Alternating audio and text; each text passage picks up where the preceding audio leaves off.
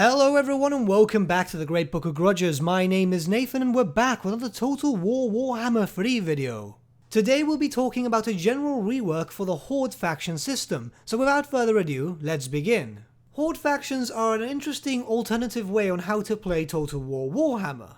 Instead of establishing trade routes, capturing cities, and building great kingdoms, Horde factions are mostly focused on destruction rather than construction. Each army that you have also has an encampment that travels along with them, where you can build up the buildings and also recruit your units from. The system itself is rather unique, and it is very interesting the first time round, but there's not much replayability in regards to Horde factions, and it does have some kinda big flaws. Firstly, the rate of growth is very slow. Population surplus is rather limited at the beginning, and while it can be upgraded usually by means of either destroying cities, technology, or even some lord skills, you'll require a rather vast amount of population surplus, given the fact that you not only need it for your horde buildings but also to recruit new armies, with the cost of new armies and new building trees also increasing with each one that you produce.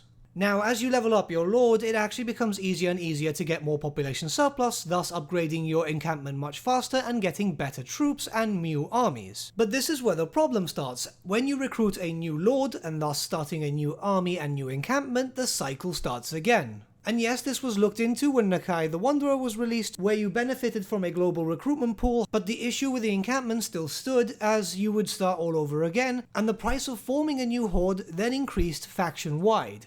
A simple solution to this could be that the new horde, and maybe even the horde that recruited them, could benefit from a reduction of population surplus costs in regards to building of encampment buildings. This would just be for a small number of turns, but every little thing helps. Now, whilst we're on the topic of help, the vassal system needs a complete overhaul, especially when it comes to the topic of horde factions. Nakai's allies are generally just there for the sake of the temple system and just get killed off relatively quickly if you're not defending them.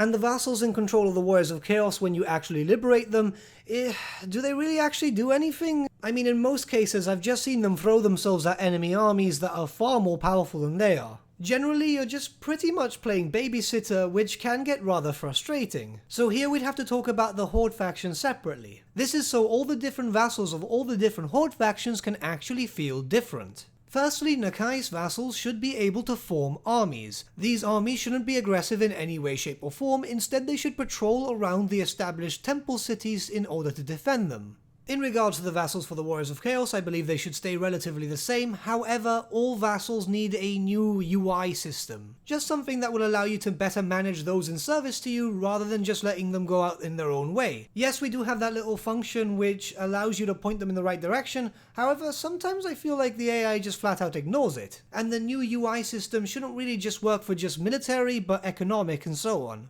It would be a bit of micromanagement, but it should give you a reason to actually have vassals in the first place. And lastly, right now, in regards to the Beastmen, they don't have any vassals. However, I think it would actually be rather cool if we had access to them in the form of beating the other tribes into submission. Once you beat the leader of another tribe, they should join you and their respective other hordes as Bray herds, giving you the feeling of your herd actually getting larger and larger.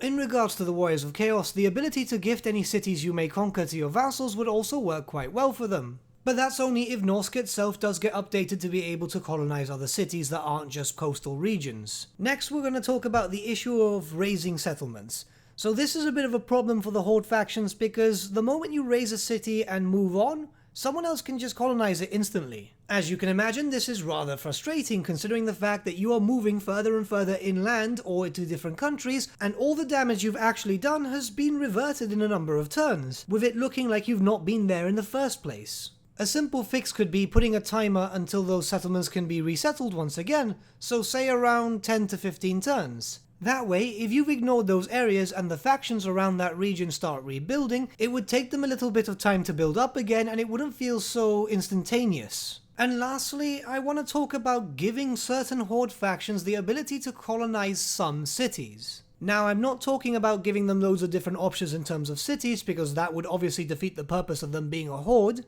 But especially in regards to the Chaos factions, being able to capture certain capitals and turn them into Chaos strongholds is rather lore-friendly and would provide them with bases of operations. Maybe just 1 or 2 cities per continent would be fine, and it would just provide a little area for you to be able to build up and stay protected. These cities would have no economic bonuses to them, but rather just a large garrison for a place that you can field new armies. Capturing these cities and building up the fortresses to be able to field armies there would allow you to stay a constant threat regardless of where your main forces are. Just 1 city per region is fine, say for example Altdorf for the Old World, Kemri for the Southlands and so on. It's amazing how a small base of operations could radically change your playstyle in regards to hordes.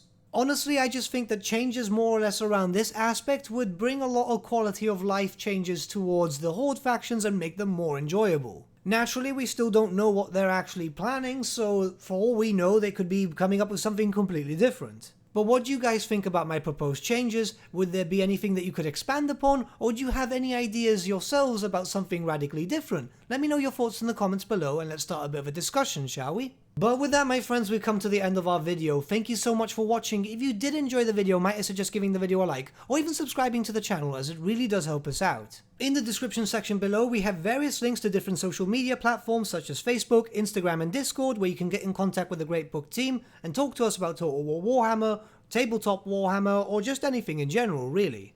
Also in the description section below is an affiliate link with Element Games where you can buy loads of hobby-based products, not just Warhammer, for 10 to 25% off. Making a purchase using that link also supports the channel at no extra cost to you, which we think is rather cool. A big thank you to our patrons. Your support means the world to us. Honestly, it's amazing that people want to help a small channel like us grow and get to a higher level of content.